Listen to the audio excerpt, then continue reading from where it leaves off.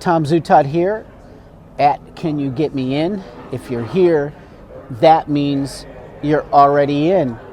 And what is the one thing I missed while I was working with all these bands and being backstage and hanging out and being behind the scenes? I never got to be a fan. So one of the goals of this show was to bring fans in and have them tell us their music stories, why music was important to them, what music changed their life. And my friend Glenn Curtis came up to me and he said he wanted to be the first fan on the show. He watched and saw that we were going to have a fan, and he goes, "Man, let me be the first fan." So Glenn, here you are. Here I am. You're the first fan. Honored. And thank you. Well, I'm honored to have a 50 caliber gunman that was in Afghanistan. Tell us a little bit about your service and what it was like to be over there. It was really, man, it was an enjoyable time, believe it or not. Really? Yes. You know, Wow. I made friends there, you know, I'll have for the rest of my life. You know, Jacob Brown, you know, guys like that, you know, we were Guns N' Roses fans. I mean, I thought I was the biggest Guns N' Roses fan until I met this dude. But you know, we would listen to that music gearing up. But it's crazy to say, but it was an enjoyable time. That is crazy to hear. So the experience of bonding with, you know, your fellow soldiers over there, and I got to thank you for your service. Oh, my pleasure, my pleasure. I mean, it takes a brave and special soul to go over there and be in the middle of battles. I mean, how many combat missions did you do? I probably ran 200 missions, but Wow. How many years were you there? a year. 200 in a year. So Yeah. that's almost like one more than every other day. You try to stay busy, man. I mean, Yeah. even, you know, you don't want to sit around 120 degrees in a tent. You know, I'd rather be out on the road. We called it outside the wire. Yeah. So, And you also, I understand, did some training stuff with some of the Yes, yes. Afghan army. we trained the Afghan National Army, you know, Yeah. where they could one day, you know, work on their own, you know, do their own thing, which that failed miserably. Yeah, it didn't work out that well, but I'm sure it wasn't your fault. Yeah, it was an enjoyable time, you know, really. So you made friends for life there, like you bonded. Yes. That and the train up, you know, you're with these guys 24/7. They're your family. I mean, when you're away from your family, these guys are your family, you know, and I'm friends with them to this day. So tell me how you met Jacob Brown. Jacob Brown, we were part of the train up, and I thought I was the biggest GNR fan, but you know, he was. So Wait a minute. So I know what a big GNR fan you are, Yeah. but Jacob was a bigger fan than you? oh yeah, he was deep into it. How'd he one up you? What'd he have? He just know little things. He's actually a guitar player, so he could Cool. he could pick a little bit, you know, and actually a little younger than me. I mean, we were a National Guard unit, not your typical Army unit, which would be a bunch of young guys. We were a bunch of ornery, a lot of older guys, a lot of Marines. I mean, in there, you know. So you're guys that after you completed your service, you went into the Guard. Yeah, absolutely. Yep. Cool. So what was your favorite Guns N' Roses song? Estranged. Man, that's a really cool choice. You know, that's not like the first song that most people would say was their favorite. And I have to say that I heard that song 100 times in the recording studio, but for some reason I never saw him play it live. And I recently read someone talk about how they heard it at one of the live shows, and I'm like jealous and envious. Like, I want to go back to a Guns N' Roses show where I know they're going to play that song. What was Jacob's favorite song? Probably Night Train. That's Probably another Night good Train. one. Yeah. Would that be a good close second for you to the first song, to your favorite Man, Estranged? it's like choosing your favorite child. You know, there's so many. I wouldn't even know where to start. You know. So, music played an important part, you said, before you went out on one of these 200 missions. Tell us what it was like and how the music, you know, affected what you did.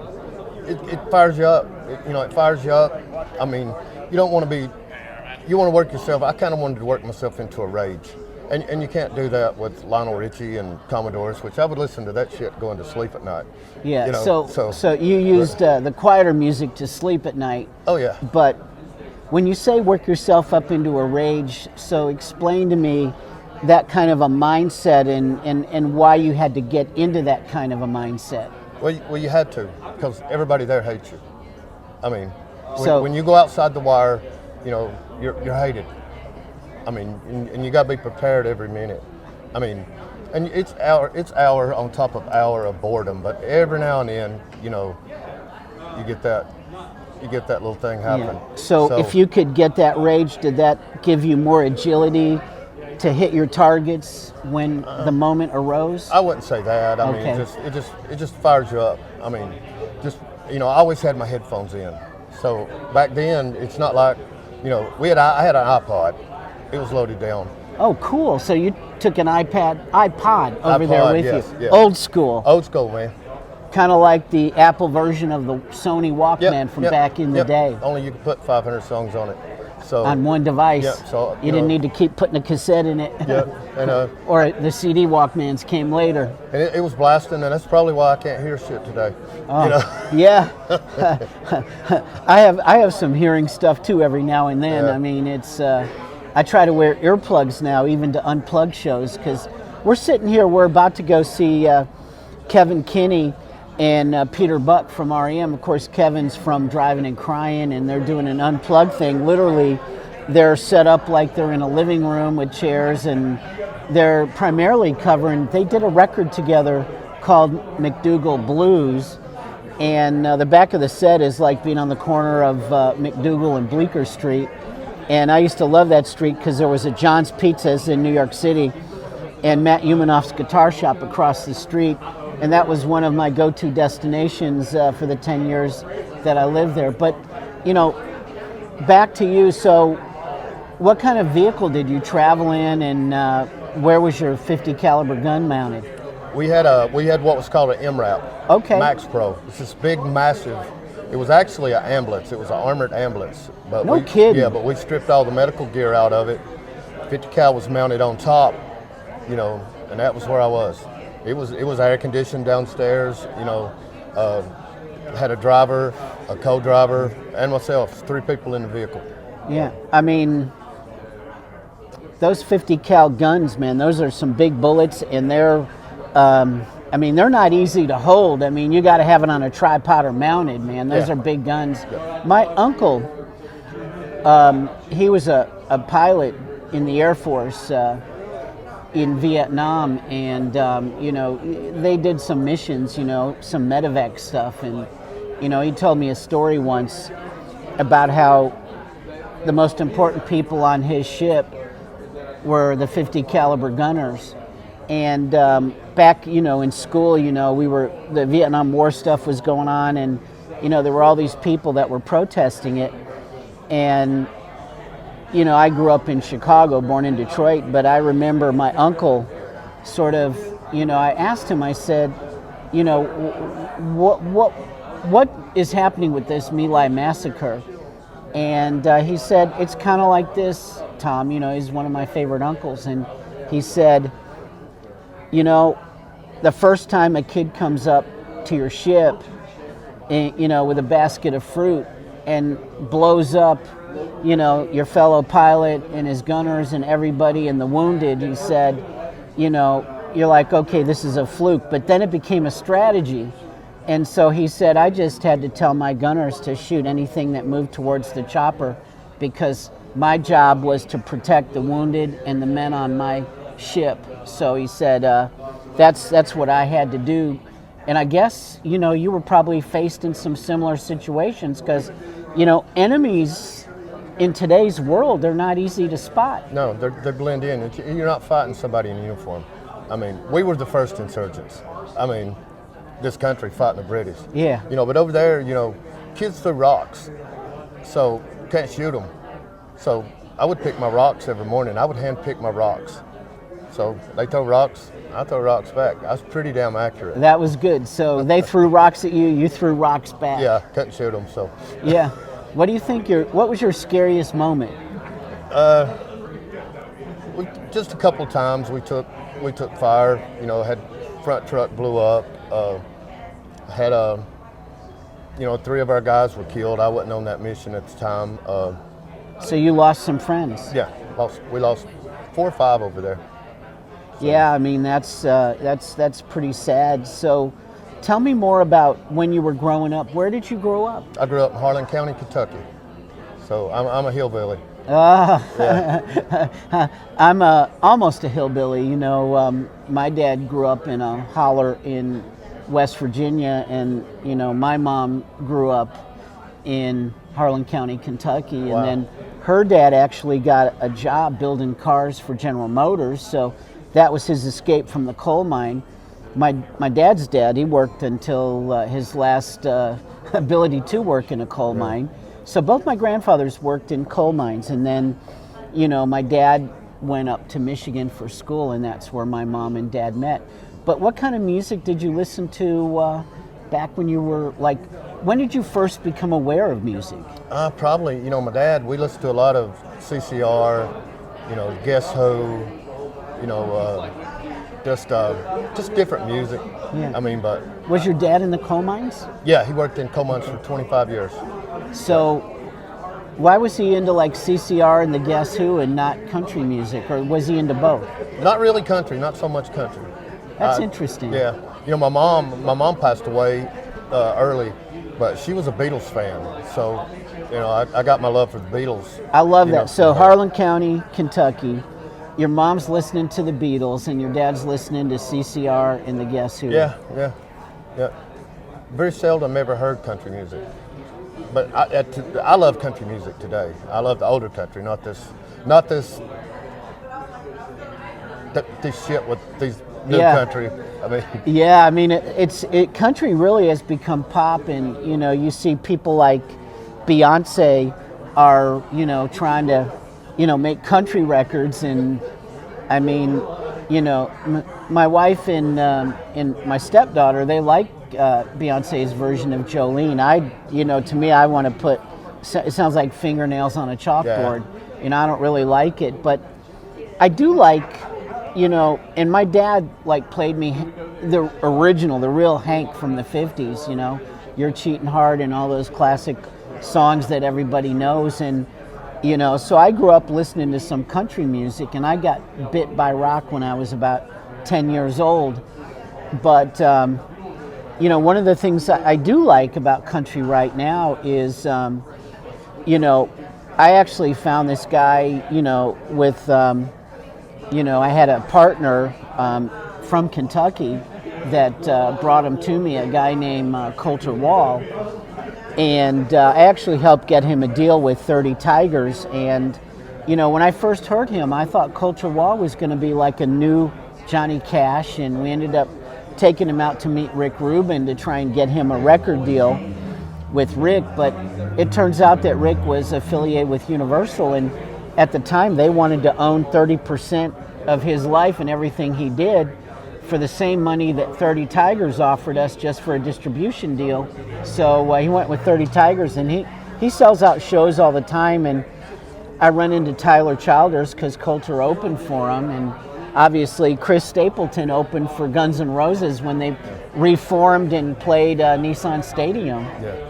You would think I would be more of a country music fan, because I'm not far from what they call Country Music Highway, which is just a few miles there in Pikeville, Kentucky, which is where Loretta Lynn and Oh, yeah. Crystal Gale, Dwight Yoakam, Chris Stapleton's actually from there. Tyler Childers. Yeah, I didn't know that. They're Yeah. all from Pikeville, huh? All around Pikeville, that area right there. So when you were a kid and you were listening to like the Beatles and the Guess Who and CCR, what were your favorite songs that your parents played that you remember? Run Through the Jungle. I like that one too. Looking Out My Back Door. Guess Who. Man, there's just so many. I love the Guess Who. I mean, No Sugar Tonight is No Sugar probably one of my Tonight. faves. Of course, American Woman's a classic. oh yeah. Which was an yeah, anti-American song, actually. yeah, kind of, but Well, it was. It was. Yeah. They're Canadian, and it was. So yeah, I guess American Woman, Stay Away From Me, you know. yeah. lyrics mean different things to different people, and I guess I never. It's amazing that I got to this point in life and I never really thought about that much, because Yeah. when I was a kid and I heard American Woman, if I'd have known it was an anti-American song, I probably would have said, "Oh, I'm not listening to that again." Yeah. I can't think of the singer right off the top of my head of Guess Who. Burton Cummings. Burton Cummings, yeah, Burton Cummings. But, after he left, they went on to form Bachman Turner Overdrive. Man, you know your music. I love it. Yeah, I love Bachman Turner Overdrive, man. Love them too. So, In fact, I did a covers record with Tesla, and it was called Reel to Reel. So like real, like REAL, real music to the real, and we recorded it on tape. It was like actual recording tape. We made it all analog, and we actually did the Not Fragile song from Bachman Turner Overdrive, the title track from that Not Fragile record. And we didn't try to just do hits. We just picked songs that we all liked. And right. one of the fun things that I got to do was convince the bass player to throw in that vocal line, "Not Fragile," which if you play the song, go back and pull out that album.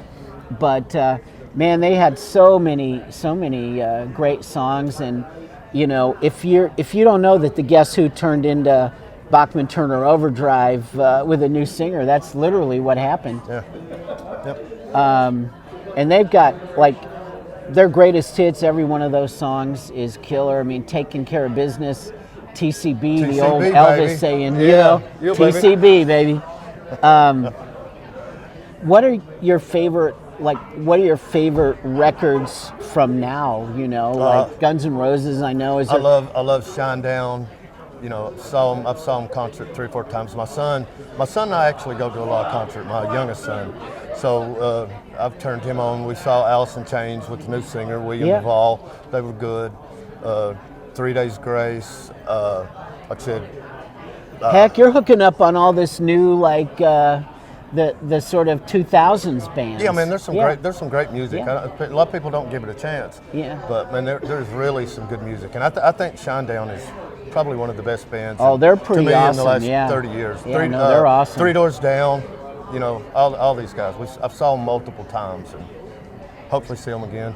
So, of the bands that I worked with, which one do you like better, Guns N' Roses or Motley Crue? Oh, Guns N' Roses. Okay. But I love Motley Crue. But All right. Guns N' Roses. I mean, Guns N' Roses, and a close second of mine is Alice in Chains. Those are your two faves. Those are my 2 favorites of all time. Well, I mean, I love the more quiet song they do, Rooster. Oh yeah. I think that's a killer tune. Yeah. I got to hang out with Jerry Cantrell a bunch when they were doing these Camp Freddy shows at the Roxy with members of all these other bands, and he's a cool dude. And I mean, what a great player. I think Jerry Cantrell and CC DeVille are the 2 most underrated guitar players maybe ever. I mean, neither one of them get the respect. Did you know? Yeah. Oh, go ahead. Oh, I'm sorry, but no, I I was just going to think say, they're underrated. Did you know that Slash turned down the Poison gig? I did That not. they picked Slash to be the guitarist in Poison, and he turned it down, and then they found CC DeVille. And I always found this interesting, A, that Slash tried out for Poison, and B, that he turned it down, and it was the right thing to do, because he ends up in Guns N' Roses replacing Tracy Guns, who's another guitar player I love, and of course he did LA Guns. And with Phil Lewis, the singer that was in a band called Girl. But that's pretty interesting, and if you didn't know that, Slash could have been in Poison, and CC DeVille, who knows where he would have been. Maybe Guns N' Roses. Maybe Guns N' Roses. But it's kind of funny that, CC DeVille has written a lot of the great Poison songs that have been the big hits, or co-written them with Bret Michaels. So Poison would have been a totally different band without CC DeVille. So that's kind of cool that you like those guys. So I know Estranged is your favorite Guns N' Roses song. What are a couple of your other faves? Don't Cry. Love Don't Cry. Civil War. I remember when Use Your Illusions came out. they dropped them 1 and 2 on the same day. We did that. We Yep, did do you that. did that, and I was there. I was waiting that day. I got them both 1 and 2 on the same day.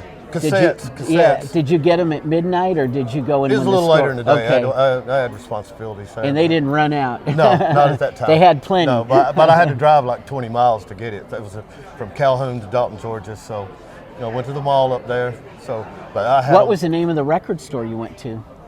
I don't remember, but it was Walnut Square Mall. I don't remember the old Okay. record store. Was it a Peaches, a record bar? It was just just a generic record Oh, store. a mom and pop store in the Yeah, mall. Okay. yeah. Well, that's cool. We did a big, launch at Tower Records on Sunset Strip, and they opened at midnight, opened the doors, and the band were there. I was there. We had a blast, watching those things start. And, one of the other fun things was about that record was I was out on tour with the band, flying on their private jet for 6 months, working with Axl to sing the last couple of songs. So, it was fun getting that record finished and getting it out. And so, Don't Cry and November Rain and Civil War. Yeah. All Estranged. All Use Your Illusions. Yeah. And, another thing I found interesting about Use Your Illusions is, when you go back and listen to those records, they almost sound better today than they did when we first put them out, because there was such a departure from, Appetite for Destruction to those. Yeah. And it's interesting to go back and listen to them. And I talked about how Bob Clearmountain originally mixed those records, and mine burned in the Malibu fires in 1993. And I wonder if Bob Clearmountain's burned in his studio, because his studio burned down in this current, LA disaster. 15,000+ homes burned, and my fire was only 500 houses. But what are your favorite Motley Crue songs, Glenn? Oh, Kickstart My Heart, start with. Shit, man. Let's see. Kickstart My Heart, absolutely. Then Shout at the Devil, I actually was warned not to listen to that, being satanic, which I was in high school. So well, that's why made me love it even more. Shout at the Devil instead of Shout with the Devil. Yeah, but people didn't understand that. I think 60 Minutes did a special on that, about it being satanic. Yeah, I mean, I fought, that was a personal battle. I fought really hard to get that changed to shouting at the devil, to vanquish the devil, because I was not down for shouting with the devil either. And, there were some calamitous things that happened that convinced Nikki to change the name. Some near-death experiences. It's amazing what those will do for you. So, anything else about, what songs did you listen to from these bands to get fired up before you went out on these missions? Kickstart My Heart, for one. If that doesn't get you going, nothing else is. But just about any Guns, anything on Appetite. You could just let Appetite roll. Just let the whole album roll, and it would get you in the mood. Yeah. Yeah, that's funny. That's why what you just said, is proof of why I kept November Rain, Don't Cry, and a bunch of the ballads off of Appetite, because they were written and ready. And I thought that for the sake of the band's career, it was better to make Appetite more aggressive. And Axl and I argued about it a lot. And in the end, he accepted that, Tom might be right. And I said, you're already evolving, You're already evolving into more complex kind of songs and less punk maybe, But I said, it's important that the rest of the world catches up to where you've been in LA for the last year, You got to think about it from a world perspective. You need to get this aggressive bunch of songs out into the world, get started with that. You got the one ballad, you got Sweet Child of Mine. You don't need November Rain and Don't Cry, and all these other, softer kind of songs. I mean, nothing is soft from GNR, don't get me wrong, but I felt like November Rain and Don't Cry on Appetite would have been too many ballads, but I did shed some tears when Axl played November Rain on the piano in the studio on one of the nights that we were doing vocals for Appetite. Wow. But this is why, Glenn, that, you know, I was behind the scenes in the studio, backstage, and one of the things I really enjoy is being a fan. Like, we're about to go see Kevin Kinney from Driving and Crying and the guitar player from REM. We're about to go see them, and you know, it's fun to just be a fan, and that's why I want to put fans on the show. And if a fan, you know, if you're out there and you have a story, you know, say something in the comments and we'll look for it. Anyway, Glenn, is there anything else you'd like to say? No, Tom, just that it's been a pleasure.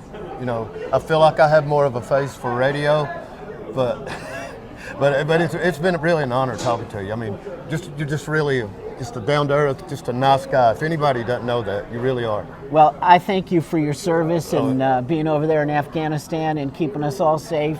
And I'm really proud that you were the first fan on the show, the first of many more. I hope so. It's been a pleasure.